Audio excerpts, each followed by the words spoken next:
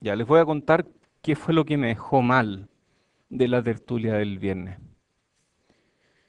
y que no pude dormir bien después de esto.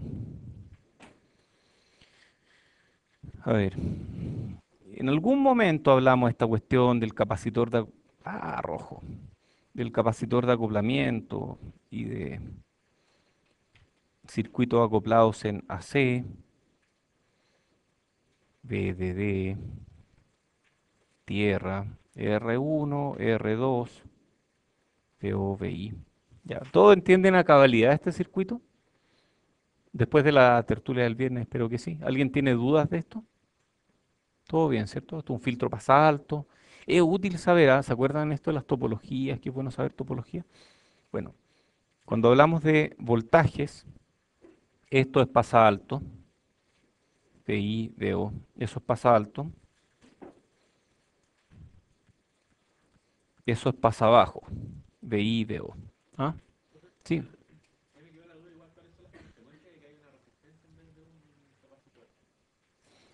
de que haya una resistencia aquí, aquí. Si hubiera, tú dices, ¿qué pasa si es que hubiera una resistencia aquí? En términos de VO. Bueno, eso es instantáneo. A diferencia de al poner capacitores que pasan cosas que dependen del tiempo, cuando pones Rs no dependen del tiempo. Y lo otro es que un divisor de tensión de varias entradas nomás. Un divisor de tensión de varias entradas. Y esto es un ejercicio muy fácil. V1, V2, V3, V4. Es muy fácil cuando uno lo quiere resolver por superposición, si te lo planteas. Pero si no te lo planteas y dices cuánto es Vx, no tengo idea. ¡Ah! No sé lo que. Bueno, Vx es una suma ponderada de los diferentes voltajes. Eso es lo que resulta. Es súper fácil. Invito a todos a que hagan ese ejercicio. Y la forma más fácil que yo conozco es por superposición. Ya. Lo que me pasó el otro día, ya esto es pasaltos como este que es pasalto, sí. Esto es un paréntesis. Lo que me pasó es que quedé para adentro con una cuestión y no hay caso, no, le he dado vuelta y no he podido entenderlo. Hola, no he podido entenderlo y por más que lo pienso no lo entiendo bien. Esto de que aquí estas dos están en serie, pero cuando aplico superposición y apago VDD, al apagar VDD, estas dos quedan en paralelo. Y eso para mí es demasiado misterioso. R1, R2, VI. Entonces, al apagar VDD, R1 y R2 quedan en paralelo. Tal vez nunca estuvieron en serie. Tal vez por ahí va el problema. Pero igual no lo entiendo, igual no puedo entender esto, ¿no? Entonces, se me ocurrió una forma de pensarlo y tal vez esa forma de pensarlo me ayuda a entenderlo. Y si a mí me ayuda a entenderlo, quizás a ustedes también los ayuda a entenderlo. Entonces, tratemos de pensar, ¿qué es lo que pasa de aquí a acá? Apagué BDD, ¿sí? Al apagar BDD, todos entienden lo que es apagar BDD, ¿o no? O sea, ese BDD en realidad viene de es un riel. Aquí tengo BDD, y si yo apago BDD, estoy forzando a que el voltaje en BDD sea igual a cero. Entonces reemplazo esto por un cortocircuito a tierra. Y ahí tenemos que estas dos resistencias quedan cortocircuitadas. Ya, ok, yo sé eso, yo lo sé. Pero filosóficamente, ¿qué significa apagar BDD? ¿Ah? Ya, BDD en sí no está entregando energía, ya, pero me gustaría entenderlo por otro lado, porque esto es un poco más complicado. ¿Ah? No, va a seguir funcionando. De hecho, y esa es una pregunta súper válida. Si tú apagas VDD, el amplificador sigue funcionando. ¿Qué? No sigue funcionando el amplificador. Si es que el amplificador estuviera conectado a VDD, no seguiría funcionando. El tema es que nosotros, cuando analizamos esto apagando cosas, hacemos que el amplificador sí siga funcionando. Entonces es muy raro. Es como que, oye, no apagaste BD, sí, pero el amplificador siguió funcionando. Entonces no, no va por ahí. ¿Sí? Ya, va por ahí, va súper por ahí. Entonces, como que esta flechita aquí me está indicando que eliminé DC y que todo quedó centrado en cero. Entonces, Horacio, te ganaste una décima por eso. Buena, me escribí un correo después. Entonces, elimina un DC y queda todo en torno a cero. Pero yo sé que en realidad no está en torno a cero, porque cuando yo me devuelva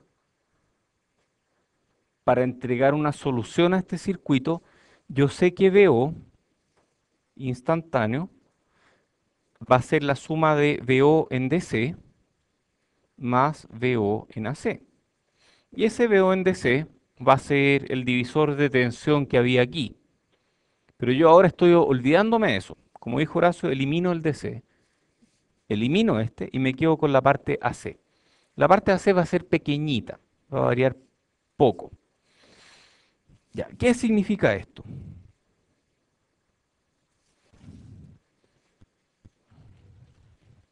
Disculpen.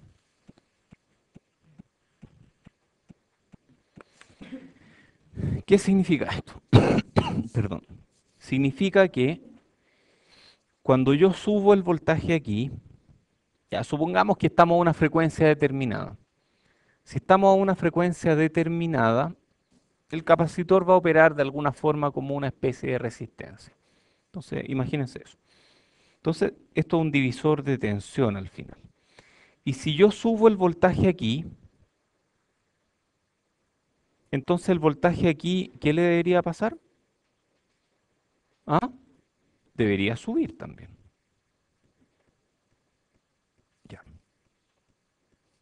O sea, si yo subo el voltaje aquí, este también debería subir. Muy bien.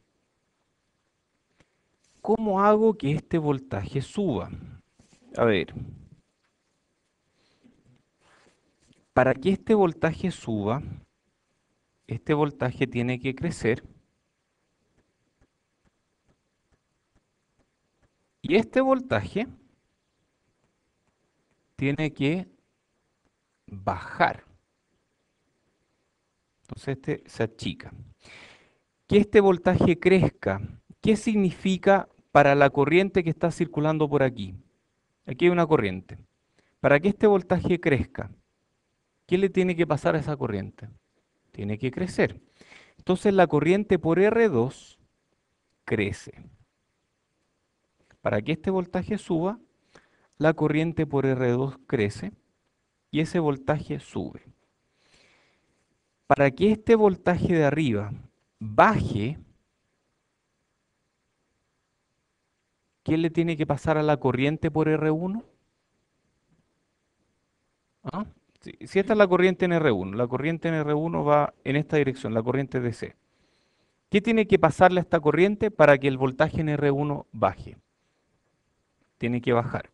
Entonces, esta dijimos tiene que crecer, ahí está más grande, y esta tiene que achicarse. ¿Qué significa que una corriente crezca? Significa que a la corriente inicial yo le sumé otra contribución en la misma dirección. ¿Qué significa que una corriente se achique? Significa que a la corriente inicial yo le sumé una contribución pequeñita. ¿En qué dirección? En la otra. Ok. Entonces, estas rojas indican las variaciones respecto del nivel de C. Aquí la variación va saliendo del nodo. Y aquí la variación va también saliendo del nodo. O sea, las dos variaciones van saliendo del nodo. Efectivamente, cuando quiero que este suba, la corriente que sale de este nodo por R1 tiene que crecer. Y la corriente que sale de este nodo por R2 tiene que crecer. Entonces, realmente es como si estas dos estuvieran en paralelo, aunque están en serie. Aunque yo las veo en serie aquí, para pequeñas señales están en paralelo. O no entendieron o están muy tímidos. Porque yo esperaría que varios de ustedes estuvieran diciendo, wow, me entra demasiada luz en los ojos después de haberlo abierto así. ¿A quién le pasó eso? Ya, algunos vieron algo, algo nuevo. Otros no lo entendieron tanto. ¿Quiénes creen que entendieron esta explicación? Algunos, muy pocos. ¿Quiénes no cacharon nada? Ya. Oye, vamos a hacer un ejercicio. Si alguien entendió y alguien no entendió, conversen entre ustedes durante 2 minutos y se lo explica. Desde ahora ya.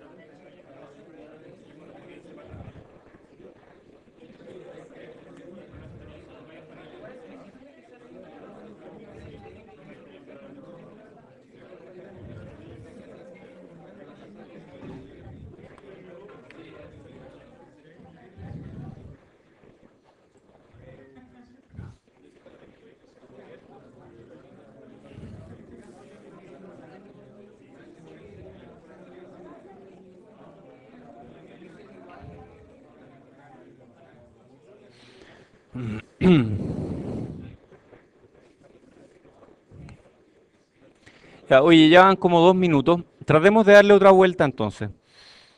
Cuando yo me paro en este punto de voltaje está entre medio de B y de D, y yo muevo mi origen a ese punto de voltaje.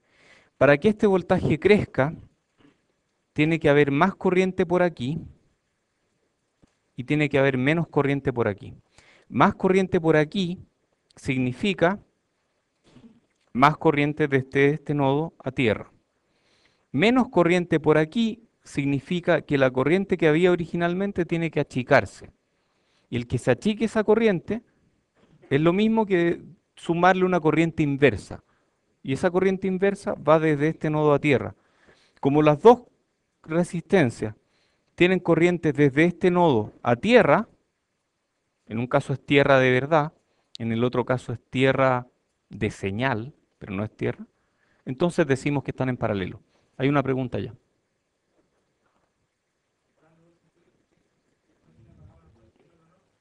Son circuitos distintos, pero yo sé que es el mismo circuito en que estoy aplicando superposición. Entonces, el apagar la fuente realmente es tirar este nodo a tierra, pero es el mismo circuito apagando la fuente. Matemáticamente produce efectos diferentes, pero es como que corriera mi punto de operación. No es que sean sustancialmente distintos. ¿Sí?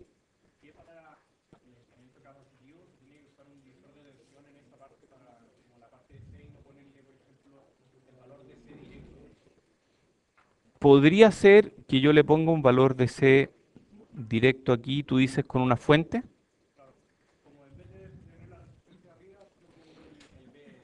Ya. ¿Cómo es tu nombre?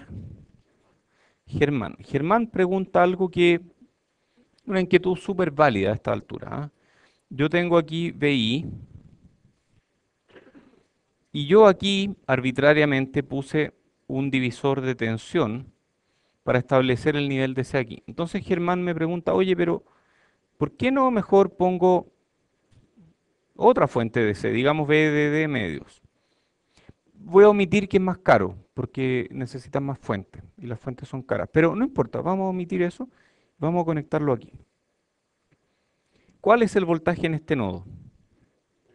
VDD medios. Va a ser siempre VDD medios, porque esta es una fuente de baja impedancia.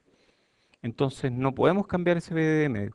Pero tal vez podríamos hacerle un truco a esto para que el voltaje aquí no sea siempre VDD medio, sino que sea otra cosa. Entonces, si le ponemos una resistencia ahí, ahí sí sirve, ¿cierto? Porque esto va a ser una combinación lineal entre VDD medios y VI, ¿cierto? Perfecto. Ahora viene otra pregunta. ¿Qué pasa aquí? Vamos a ponerle 2R. Eso,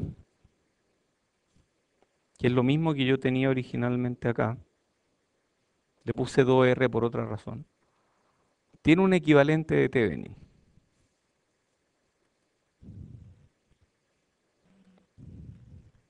donde el voltaje de Thevenin, ¿cuánto es? Por inspección, ustedes pueden hacerlo. VDD medios, y la resistencia de Thevenin es R. Claro, quedan en paralelo esas dos. Si apago esta fuente y miro para allá, quedan 2R en paralelo con 2R. O sea, esto que tú me sugeriste que yo podría haber puesto, es lo mismo que puse, pero de otra forma. O sea, lo que tú me dijiste es pon un Thevenin. Y yo puse algo que tiene un equivalente de Thevenin. Así que es parecido. Es muy parecido. Ya, sí,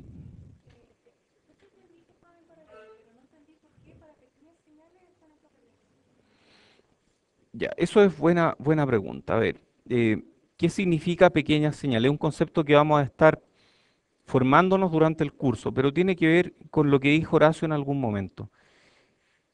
Existen nivel de C y existen pequeñas señales. Y el circuito opera como una superposición entre lo que hay en DC y lo que hay en torno a DC. Lo que hay en DC le llamamos polarización. Las variaciones en torno a DC son pequeñas señales. Entonces, lo que está pasando en pequeña señal es lo que está pasando en el circuito si tú le quitas la parte de C. Y al quitarle la parte de C, quedan variaciones solamente. Y en esas variaciones, quitarle la parte de C, eliminar la componente continua, eliminar las fuentes de C, es todo lo mismo. ¿De acuerdo? ¿Aclara algo? ¿Sí? ¿Más preguntas? Oye, no espero que les quede ultra, súper claro, pero espero que vayan avanzando con el entendimiento de esto porque no es trivial. Pregunta. Sebastián, ¿cierto?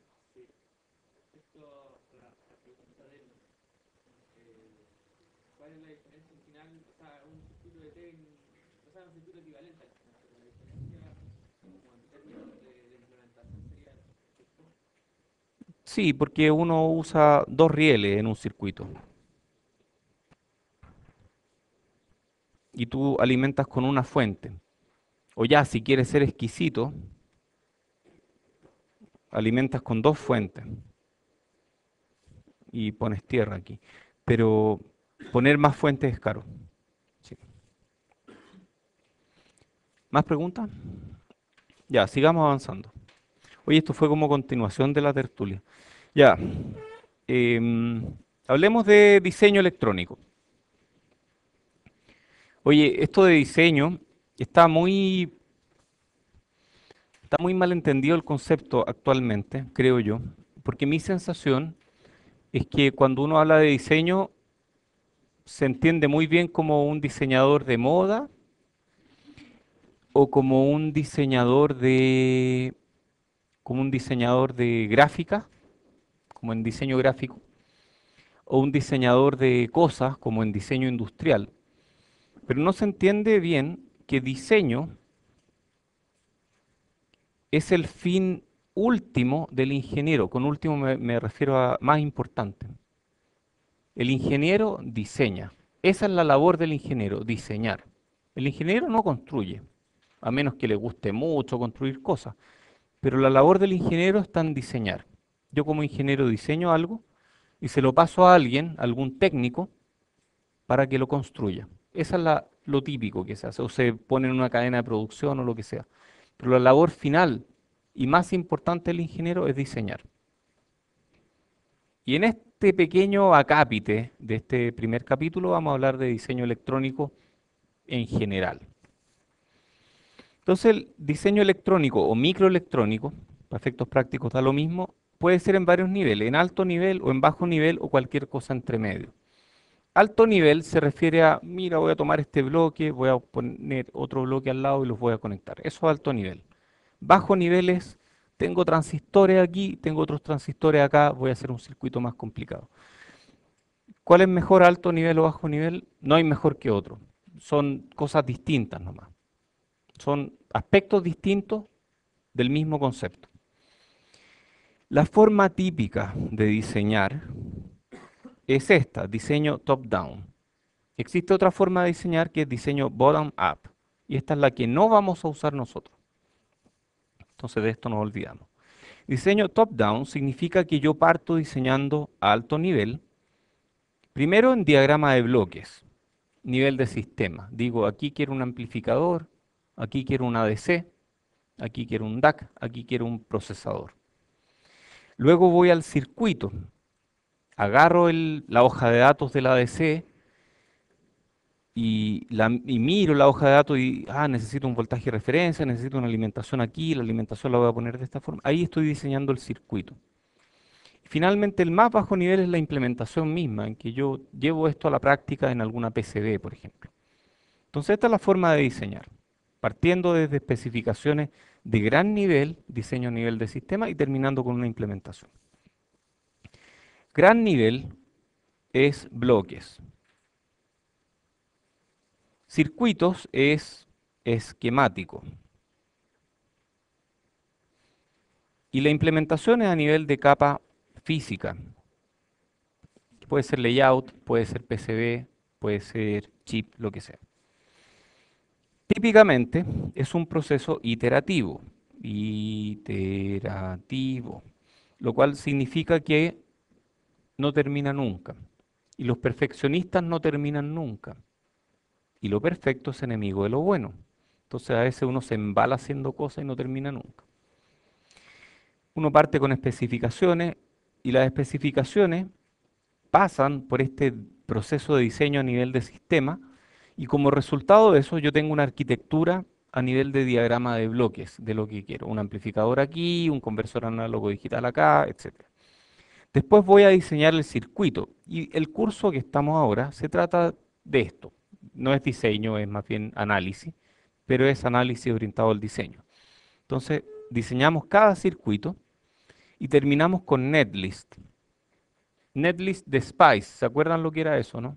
Cada componente, cada conexión de nodos, eso me describe mi circuito. Luego, ¿cómo lo implemento? Lo hago, por ejemplo, diseñando una PCB que me permita llevar a cabo ese netlist. Y luego tengo el circuito implementado en un PCB, verifico la implementación, mirando que la PCB sea fabricable, que corresponda a lo que yo quise diseñar, etcétera. Y si me caí en alguna parte, tengo que iterar. Lo más probable es que haya que iterar muchas veces. Esto mismo se aplica también cuando uno habla de diseño microelectrónico. Electrónico, microelectrónico. Es lo mismo.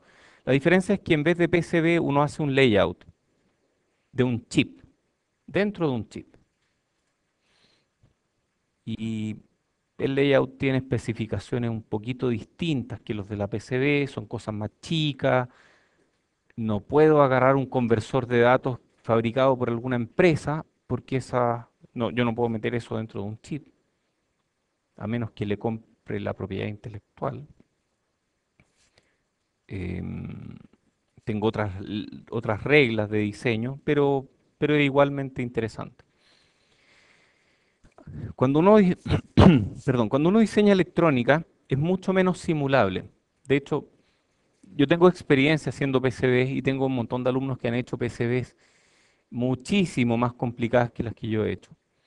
Y en general, uno no simula cuando hace diseño electrónico a buen nivel. Es muy difícil simularlo todo. Uno simula la parte crítica, porque simular todo es imposible, especialmente cuando los fabricantes de los diferentes integrados no te entregan el modelo, o te entregan un modelo que es muy básico, entonces apenas se entiende cómo funciona. En cambio, cuando uno diseña un chip, uno lo hace con transistores, y el fabricante sí les dice a ustedes cómo funciona el transistor. Entonces, esto es totalmente simulable. Aquí las simulaciones funcionan muy bien. Por otro lado, si yo me caigo en diseño electrónico y hago una PCB que me quedó mala porque la simulé mal, puedo mandarla a fabricar de nuevo y en 2 semanas tengo un circuito listo para probar de nuevo. Si me caigo en el diseño de un chip, tienen que pasar 2 meses antes de diseñar algo, antes de tener algo fabricado. Generalmente mucho más de 2 meses. Así que son órdenes de magnitud de diferencia en varias cosas. A ver, igual, no, vamos después. Ya, diseño a nivel de sistema. Se estudian las especificaciones, se converge una arquitectura y el objetivo es llegar a un diagrama de bloques, que es lo que sale aquí. Eh, diagrama de bloques. Yo divido el circuito en bloques y cada bloque representa para mí un desafío al que me enfrento después, cuando tengo que diseñar el circuito. Diseño a nivel de sistema es validado mediante análisis a mano, muy básico. Simulaciones de comportamiento. ¿Por qué tiene este apellido de comportamiento? Simulaciones de comportamiento en contraposición a qué. ¿Qué otras simulaciones hay si no son de comportamiento? ¿Ah? Las de comportamiento son como de matemática. ¿Qué otras simulaciones hay? O sea, la simulación de comportamiento dice un amplificador que está descrito por una ganancia A. ¿Cuál sería una simulación que no sea de comportamiento? Las que no son de comportamiento son simulaciones circuitales, de SPICE, por ejemplo, en que el amplificador está descrito no por una ganancia A numérica, 2,4, sino por una serie de transistores cuyo efecto es producir una ganancia A. Entonces, en una simulación de SPICE circuital, yo no estoy simulando el comportamiento del circuito, sino que estoy simulando la operación del circuito que resulta en un comportamiento dado. Es un poco raro esto, pero las simulaciones de comportamiento se hacen en MATLAB típicamente. Entonces yo programo algo y son todos bloques ideales. Entonces esto es ideal. Siempre MATLAB, Scilab, SciPy, matemática, hay un montón. Y todo es ideal aquí. Y uno puede agregarle no idealidades que hacen un poco más complicados los modelos. Pero son modelos de comportamiento, lo cual significa que yo quiero que algo tenga ganancia A, entonces le pongo ganancia A y escribo ganancia A. Listo. Común iterar, muchos bloques, muchos tipos de señales. Bloques circuitales. El principal es el amplificador, porque con el amplificador se hacen un montón de los otros.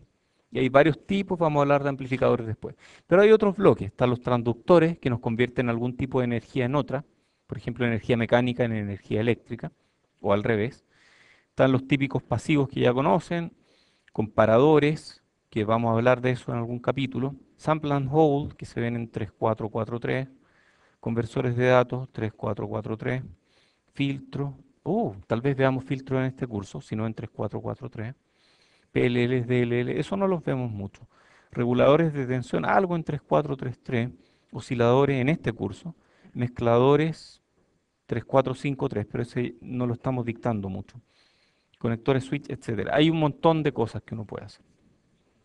Las señales corresponden a entradas y salidas de los bloques. Entonces, estos de aquí, no, esto de aquí representa otra cosa, un diagrama de flujo. Pero las señales son entradas y salidas de los bloques. Entonces yo tengo, por ejemplo, bloques. Estos de aquí son bloques y estas de aquí son las señales que conectan diferentes bloques.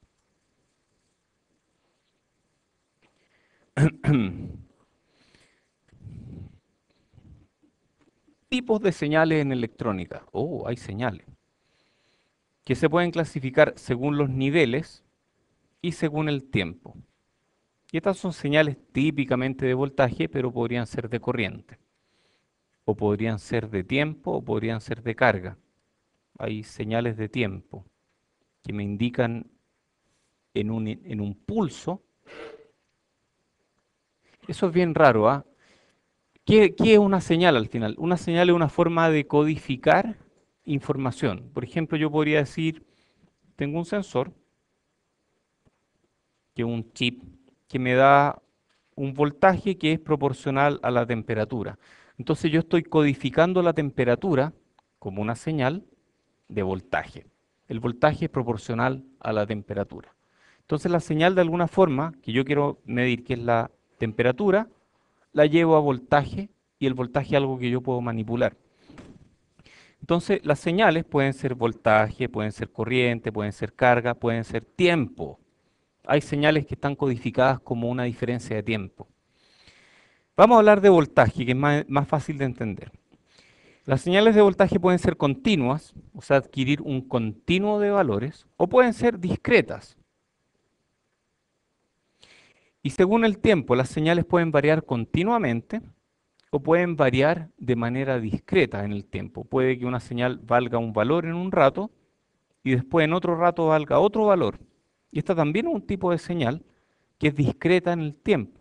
Entonces las señales que son continuas en el tiempo y en los niveles se llaman señales analógicas. Las señales que son discretas en el tiempo y que son discretas según los niveles son señales digitales.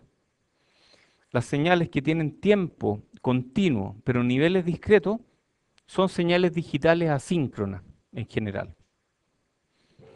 Y las señales que son continuas en voltaje y discretas en tiempo se llaman señales de datos muestreados. Y esas sí que no sé cuáles son, esas son raras. ¿Ah?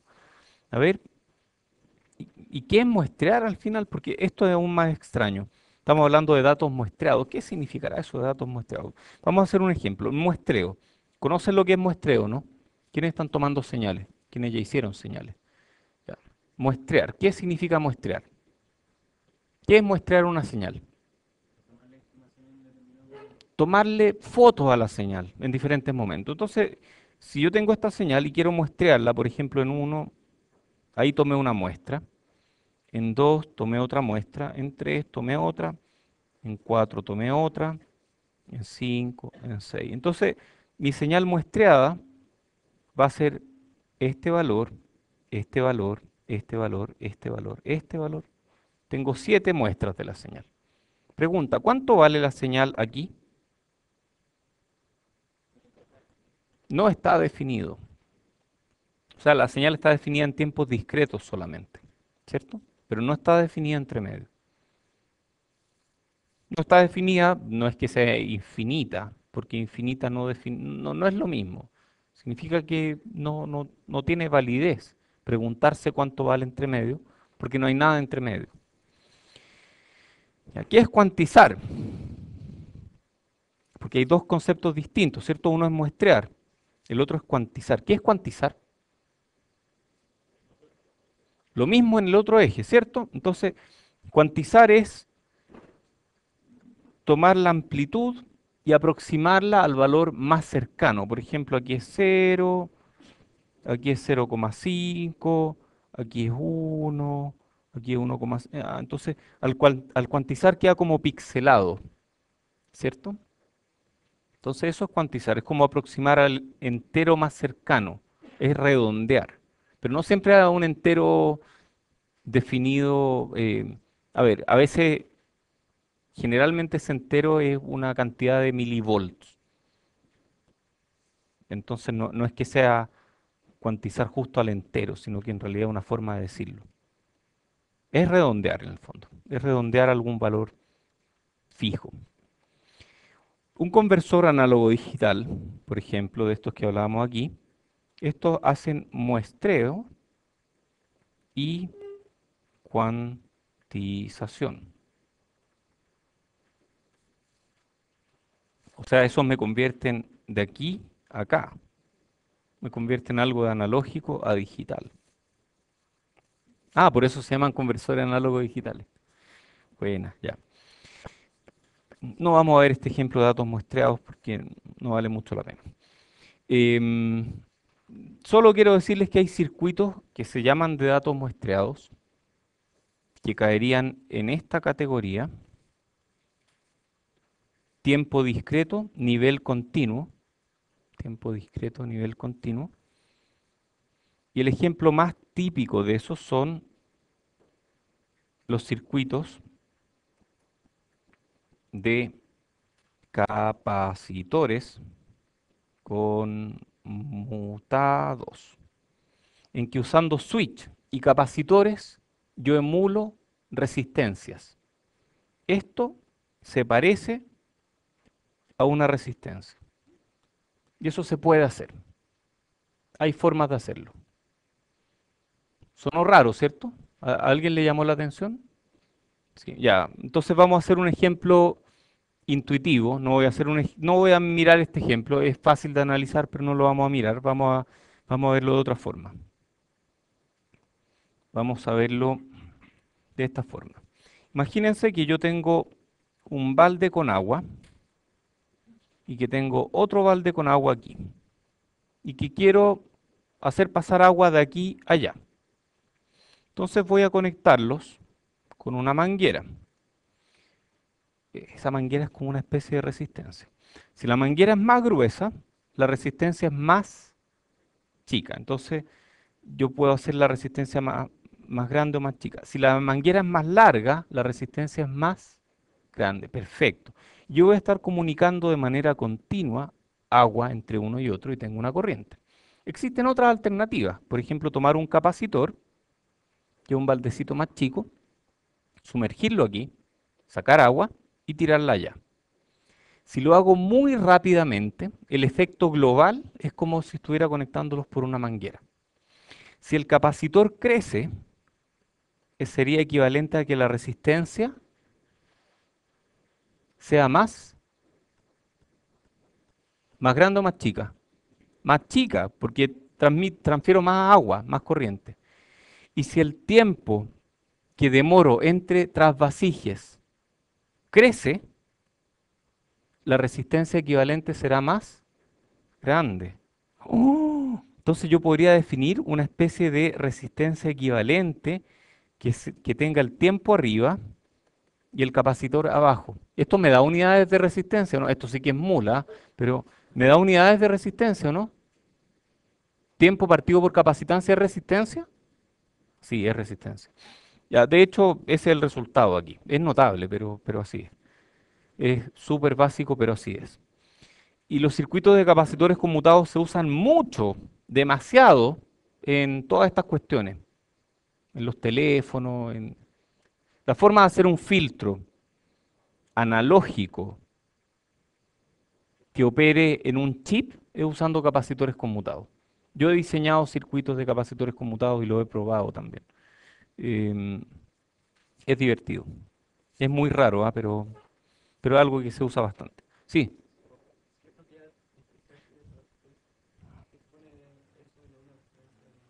a ver, hay varias cosas aquí. Eso se aprende con mucho detalle en 3433 y en 3443. Pero te puedo adelantar algunas cosas. Si tú quieres hacer una constante de tiempo para un filtro dado, la constante de tiempo es R por C. ¿Quién te dice que R y C van a estar bien definidos? Ah, a ver, yo voy a Casa Royal, compro un capacitor que tiene una cierta tolerancia. Entonces este gallo tiene una pequeña tolerancia. Y este otro tiene una pequeña tolerancia también. ¿Qué pasa cuando multiplico dos cosas con tolerancia? Aumenta el error, ¿cierto? Entonces eso es malo. Ahora agrégale temperatura. ¿Qué pasa si estos dos tienen coeficiente de temperatura distinto? Entonces, al subir o bajar la temperatura, esta constante de tiempo va a cambiar un montón, lo cual es muy malo. Y si yo lo hago en un chip, terrible. En cambio, si es que yo quiero definir constantes de tiempo en circuitos de capacitores conmutados, switch capacitor, lo que hago es multiplicar C por un R, que es del estilo T partido por C. Como que los C se van. Entonces, si estos gallos tienen problemas de coeficientes de temperatura o de tolerancia porque todos son un poquito más grandes, un poquito más chicos que lo que deberían ser, esos efectos se cancelan. Y el tiempo yo lo puedo sacar de un cristal de cuarzo que tiene un tiempo súper preciso. Entonces la constante de tiempo de capacitores conmutados es mucho mejor que la constante de tiempo de algo que depende de R y C. Esa es la respuesta corta. No fue tan corta. Eh, hay otras razones, pero esa es como la principal. Oye, y hay circuitos integrados, chips. Cuando hablo de circuitos integrados, todos tienen que llevarse a la cabeza inmediatamente un chip.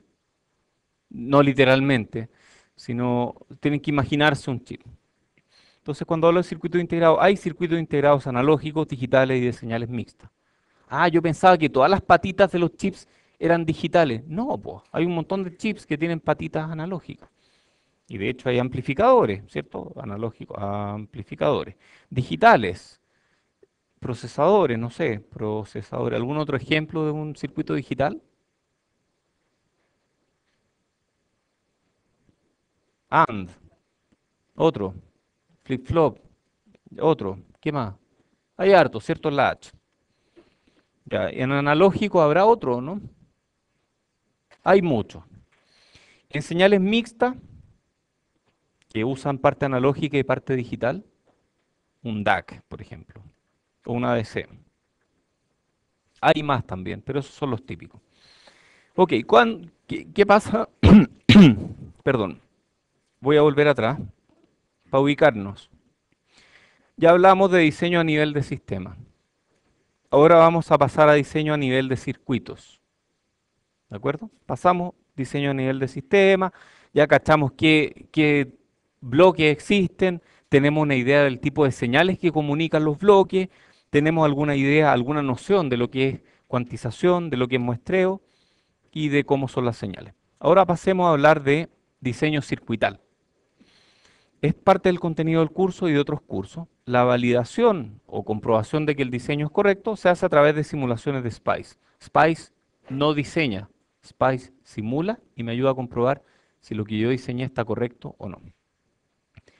Durante el curso van a adquirir práctica con SPICE. Si alguien no adquiere práctica con SPICE, avíseme al final del curso. Yo lo repruebo y lo hace de nuevo y ahí sí adquieren más práctica porque este curso es importante que sepan SPICE.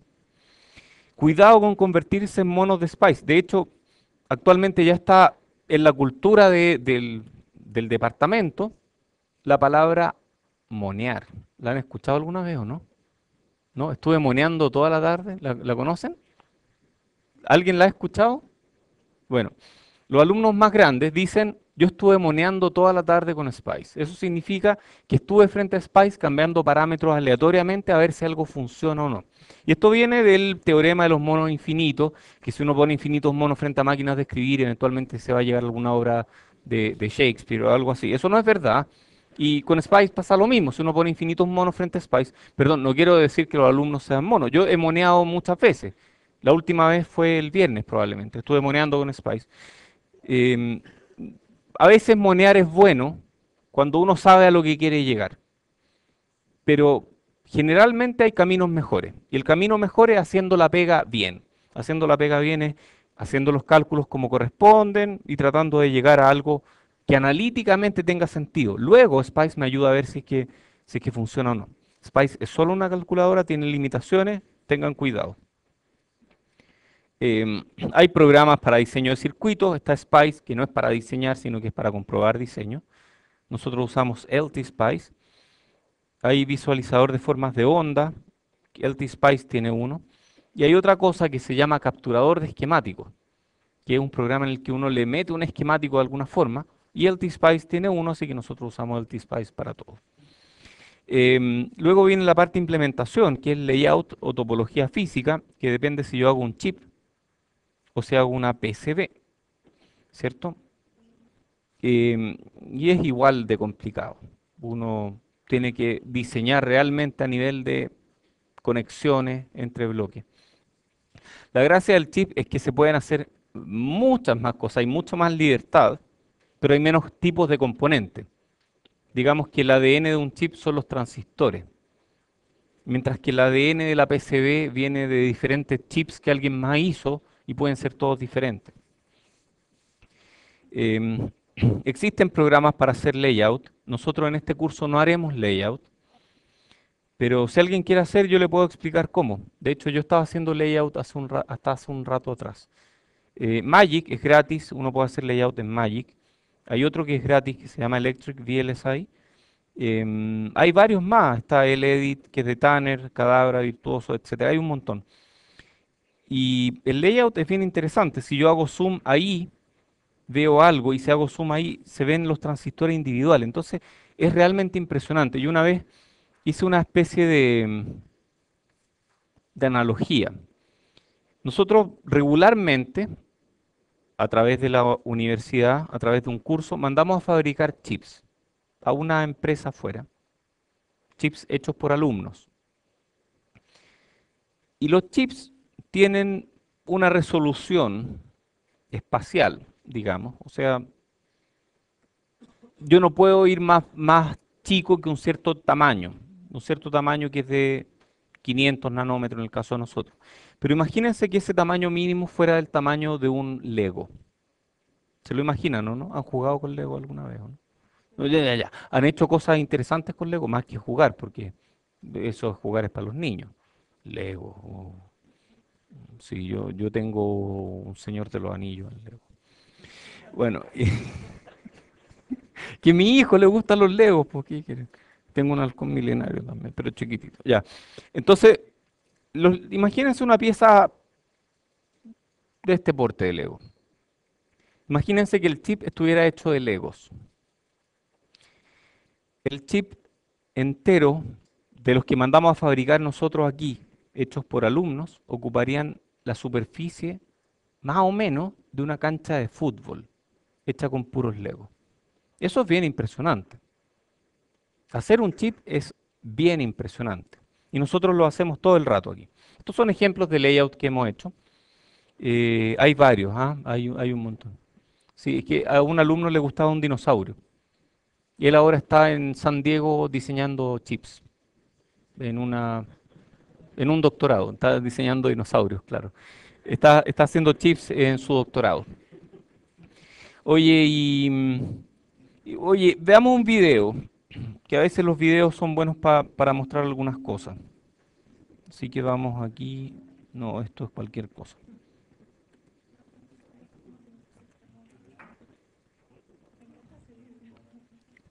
Sí, este es un video que muestra cómo hacemos chips aquí en la Católica. Entonces, ya han visto este algunos de ustedes.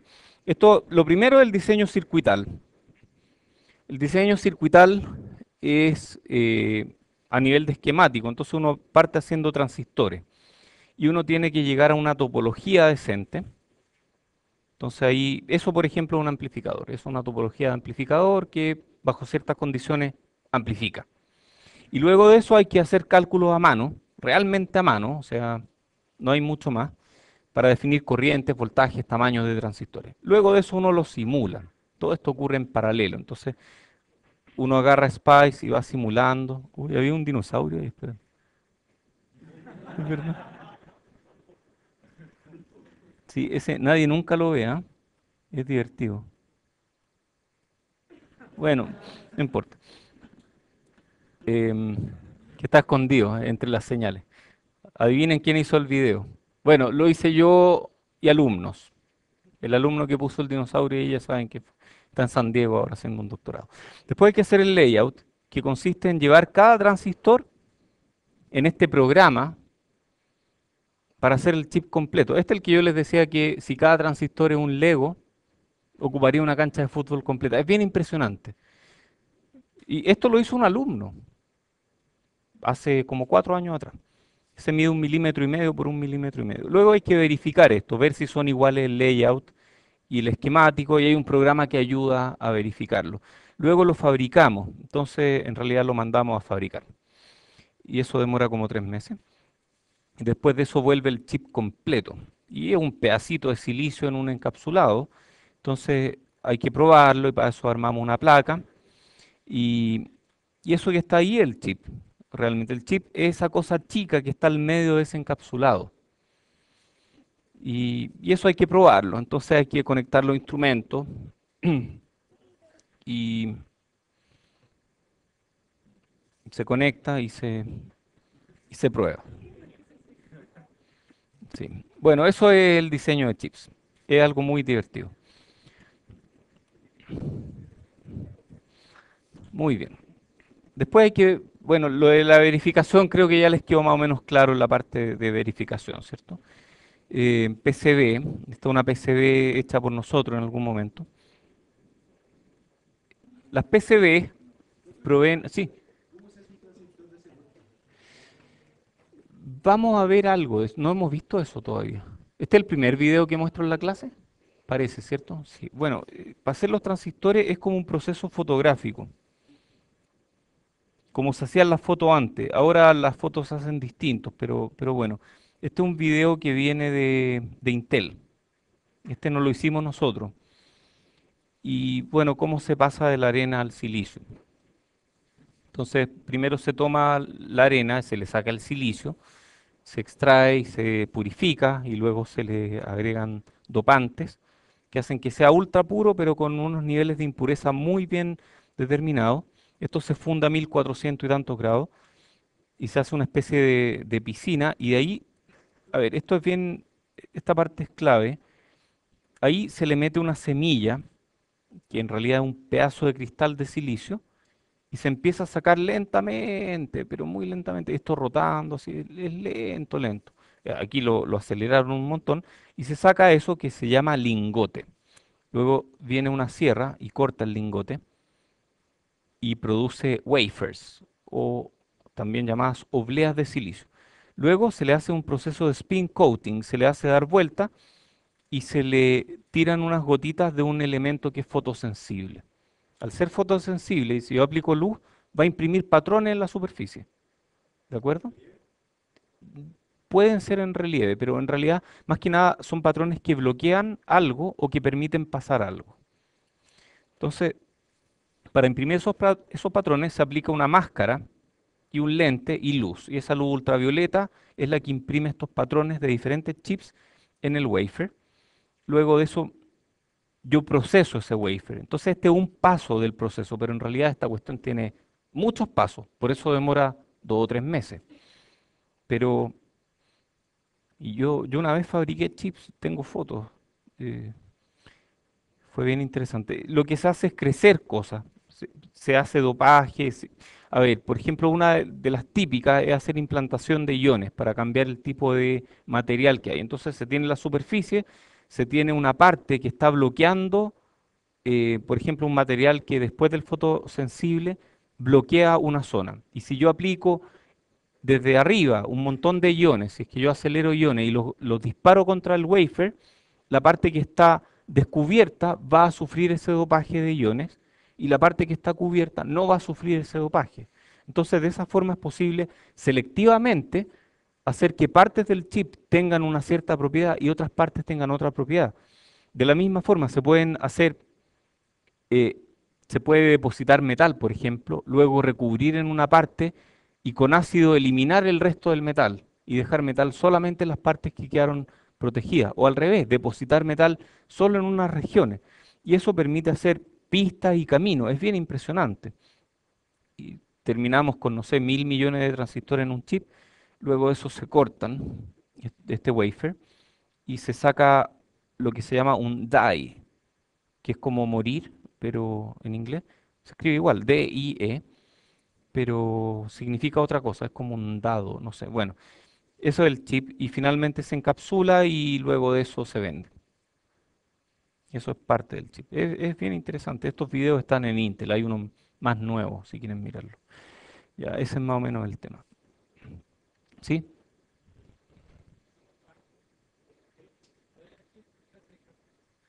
También se puede. También se puede, sí. Sí, no en los digitales, no en los procesos digitales, pero sí, sí se puede. Tú puedes hacer cualquier material, si lo haces lo suficientemente largo, va a ser resistivo, entonces está bien. Vamos a ver algo de eso en este curso. Oye, después viene, perdón, PCB, aquí uno diseña, ¿alguien ha diseñado en Eagle, por ejemplo? ¿Sí? Ya, hay varios programas, ¿cierto? El que usamos más aquí es Altium Designer, que es muy bueno. El sustrato, que es esta especie de placa misma, provee la conectividad mecánica, pero además es súper bueno para un montón de cosas. Por ejemplo, hace que las señales queden todas en el mismo plano. Y eso tiene ventajas de evitar, por ejemplo, acoplamientos capacitivos cuando no corresponden, etcétera. Esto verde se llama máscara de soldadura o máscara antisoldante o solder mask, que ayuda a soldar justo donde corresponde y que no haya soldadura entre medio. Esta parte es blanca, esta que dice, esa que dice Ángela Busleme ahí, se llama, perdón, serigrafía. Componentes discretos, ahí hay un montón de todo. Yo compro típicamente en Mouser Electronics o en DigiKey. Ya, hablemos de modelos. Cuando uno diseña necesita modelos. ¿Qué es un modelo? Una representación matemática de algo, ¿cierto? Entonces un modelo de un amplificador, un modelo sencillo, por ejemplo, es A, su ganancia. Esa es una representación matemática muy básica de un amplificador. Entonces existen modelos complicados y modelos sencillos. Entonces vamos a partir de modelos, estos son los más sencillos y estos son los más complicados. Los modelos sencillos son buenísimos para análisis a mano porque capturan lo esencial. Pueden ser lineales o no lineales y en general son lineales. Después tenemos modelos un poco más complicados para simulaciones de comportamiento, que yo los puedo complicar tanto como quiera, nivel de complejidad arbitrario. Y luego tengo modelos que yo realmente no podría usar con cálculo a mano, porque tienen miles de parámetros. Imagínense un modelo de un transistor que tiene más parámetros que átomos. No, no sé si tan así, pero es posible, ¿ah? O sea, no es tan descabellado. Un modelo que tiene muchos parámetros de una cosa que es muy chica y que realmente no, uno lo mira, uy, qué chiquitito. Pero son muchos parámetros, miles de parámetros en un solo modelo. Entonces los modelos para cálculo a mano son espectaculares para diseñar, pero son terribles para hacer simulaciones. En cambio los modelos, y estos son modelos para diseñar, son modelos sencillos, entonces estos son modelos sencillos. Los modelos para análisis son modelos complicados, que son muy buenos para hacer análisis en simulaciones, pero son terribles para hacer diseño. Son terribles para hacer un cálculo a mano, por ejemplo, porque uno no sabe dónde mirar, son miles de parámetros. Un buen modelo para cálculo a mano es simple, orientado al diseño, con errores, pero uno sabe que tiene errores, entonces uno diseña sabiendo que hay un error. Y hay que validar los resultados usando SPICE. SPICE usa modelos más complicados y SPICE me ayuda a ver si lo que yo diseñé está bien o está mal. Generalmente los modelos para cálculos a mano están basados en principios físicos, pueden ser lineales o no lineales, pueden ser estáticos o dinámicos. Los modelos para SPICE resumen todo lo que sabemos acerca de los dispositivos, o sea, los modelos para SPICE, en cambio, a diferencia de los modelos para análisis a mano, los modelos para SPICE son muy complicados, tienen muchos parámetros, hasta miles de parámetros. Son orientados al análisis numérico, por lo tanto no tiene sentido que yo entienda las ecuaciones detrás de eso, a menos que necesite cosas muy específicas. Generalmente basado en principios físicos, pero tienen un montón de ajustes, entonces al final una serie de ajustes que alguien hace graficando las curvas de los transistores y haciendo ajustes, minimizando errores, por ejemplo. Hay modelos para SPICE, nosotros vamos a usar BSIM 3 para nuestros MOSFETs. Este es un ejemplo de un modelo sencillo para un transistor. O sea, un transistor está descrito por eso. No muestro mucho porque estos modelos yo tendría que pedirle a todos que firmen un papel si les muestro los detalles. Entonces por eso no les muestro nada. Esa mala resolución fue hecha a propósito. Ok, hablemos de circuitos ahora. Y algunos extras, vamos a ver también. Entonces, partamos con leyes circuitales. Uy, se me olvidaron mis apuntes. Bueno, pero la ley de Ohm me acuerdo. A ver, V igual a RI, ¿cierto? O IR, voy igual I, no sé qué, ya. Voltaje, el producto entre corriente y resistencia. Sí, está bien. Está la ley de voltaje de Kirchhoff, que dice que la suma de voltaje, gracias, en la malla es cero. O sea, si yo sumo todos los voltajes en una malla, da lo mismo el camino por el que me vaya, siempre, si vuelvo al mismo punto, la suma es cero. Y la ley de corriente, que la suma de corrientes es cero. O sea, las corrientes que entran y las corrientes que salen suman todas lo mismo, o la suma neta es cero. Esto probablemente ya lo saben, pero estas dos leyes en particular son aproximaciones. ¡Ah! Sí, son aproximaciones de las leyes de las ecuaciones de Maxwell al final. O sea, estas de aquí son aproximaciones que funcionan bastante bien y por eso las usamos. Si nos vamos a muy alta frecuencia, estas se caen y no funcionan. Pero como lo que estamos haciendo es de baja frecuencia o de relativamente baja frecuencia, entonces funcionan impecablemente bien. Las frecuencias bajas son, bajas entre comillas, son tales que la longitud, eh, a ver, ¿cuándo pasa a ser relevante? Cuando la velocidad de la luz pasa a ser relevante en un circuito, ahí ya está ahí en frecuencias muy, muy altas. O sea, si es que los tiempos que demora una señal entre un nodo y otro es comparable a los tiempos de operación de un circuito, ahí está ahí en frecuencias muy altas. Entonces tiene que ver con eso. De hecho, las ecuaciones de Maxwell tienen un par de parámetros, permitividad, qué sé yo, que si uno los lleva a, no sé si recuerdas, hay uno que C parece, que es uno partido por raíz de mu e, epsilon o algo así. ¿Es ese mismo o me equivoqué en algo? ¿Es con raíz o no? Sí, ya. Entonces está bien. Yo no me sé ecuaciones. Me sé algunas nomás. Bueno, si tú haces que este sea infinito, las ecuaciones de Maxwell terminan en las leyes de Kirchhoff. Esa es más o menos la idea. Y hablemos de resistencia de hoja. Esto tiene que ver con una pregunta que alguien me hizo hace un rato atrás. Si podemos o no fabricar resistencia eléctrica en un chip. Y bueno, sí podemos. Y la forma de hacerlo es con el concepto de resistencia de hoja. ¿Cuál es la idea? Yo sé que un R, una resistencia es, yo me sé la ecuación, a ver, esta yo me la sé. Tenía resistividad aquí, sí, resistividad, ρ, ya. Y después, a ver, es que la voy a dibujar porque si no, no me acuerdo. Sí, yo esta me la sé, sí. Entonces, digamos que quiero calcular la resistencia entre este punto y este punto en un material de resistividad ρ. Entonces era, y a este le voy a llamar L por longitud, a este le voy a llamar W por ancho, width, y a esto le voy a llamar D, D, D por, no sé, espesor, ya. Entonces, esto era ρ por, yo sé que mientras más largo tengo más o menos resistencia, más. Entonces la L va arriba. Y mientras más ancho tengo, menos resistencia. Entonces la W va abajo. Y mientras más alto esto, abajo, ¿cierto? Ya.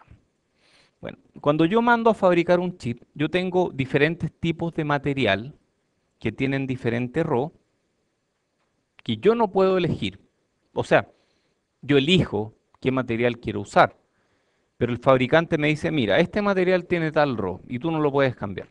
Tú puedes diseñar con la longitud que quieras, con el ancho que quieras, pero este parámetro es mío, te dice el fabricante. Pero yo quiero un RO distinto. No, si le haces un RO distinto, van a cambiar los parámetros de mi proceso y eso va a afectar a toda la gente que fabrica con este proceso. Entonces, olvídate de cambiar RO. RO está definido, el proceso así. ¿Te gusta? Fabrica. Si no te gusta, te vaya a otra fábrica. Ok, entonces RO está definido. ¿Qué pasa con D? Lo mismo. Mira, si yo hago esto más ancho, va a quedar la escoba con el proceso, ya no vamos a tener la misma producción que antes, entonces ese D está definido por el fabricante. El fabricante me dice cuánto es RO y me dice cuánto es D, y yo no los puedo cambiar. Oye, ¿qué unidades tiene R? Resistencia. Ohm, esto está en ohm. ¿Qué unidades tiene L? Metros. ¿Qué unidades tiene W? Metros. ¿Qué unidades tiene L partido por W? Adimensional. ¿Qué unidades tiene ρ partido por D? Ohm. Esto es ohm. Todo aquí está en ohm. Muy bien. Entonces, el fabricante me da ρ partido por D. Y el fabricante me dice, ese ρ partido por D es resistencia de hoja o R cuadrado. Y ese R cuadrado significa número de ohms por cada cuadrado. ¿Cómo eso? A ver, si yo miro esto desde arriba, es algo así. Yo miro esto desde arriba, voy a ver un largo, un ancho, y esto tiene una cierta cantidad de cuadraditos. Esto tiene 6 cuadraditos, y cada uno de estos cuadraditos tiene un R cuadrado. Y si yo sumo 6 R cuadrados, la resistencia entre este punto y este punto va a ser 6 veces R cuadradito. Entonces, cuando uno diseña, como uno no tiene acceso a ρ ni a d, uno ni se preocupa. Yo digo, ya da lo mismo. Tengo ρ partido por d, que es R cuadrado, y ese R cuadrado es el parámetro. Y R cuadrado es la resistencia de cada cuadrado de ese material en el chip. Entonces, si yo tengo, por ejemplo, esto, ¿cuántos cuadrados cuentan ahí? Vamos, 1, 2, 3, 4, 5, 6, 7, 8, 9 cuadrados. Hay 9 cuadrados, por lo tanto esto tiene una resistencia de 9 por R cuadradito. Ahí va a ser más, 10, 11. Ah, pero las esquinas cuentan por medio más o menos, entonces esto es 0,5 cuadrados. Ya, oye, ¿y cuántos cuadrados tiene este? ¿Ah? 3 cuadrados. ¿Cacharon eso, no?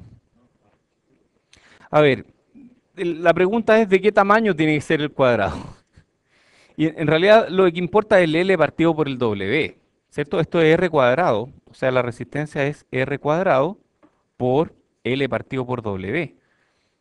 L partido por W aquí es, L es 3, W es 1. En este caso, L partido por W es 3. Entonces, realmente, eso de contar cuadrados vale para el cuadrado más ancho que uno puede hacer. ¿De acuerdo? ¿Sí? Y están en paralelo, esa es otra forma de verlo. Exactamente, es otra forma de verlo. Tiene 6, 6, en paralelo 3 y 3. Está bien. Pero esa es la idea. O sea, los cuadrados se cuentan, no se cuentan todos los cuadrados, porque ahí dependerían del tamaño de la grilla, ¿cierto? Y no debería ser así. Entonces, lo que se hace es contar los cuadrados más grandes que haya. O dividir L por W, y eso me da el L partido por W de esta ecuación.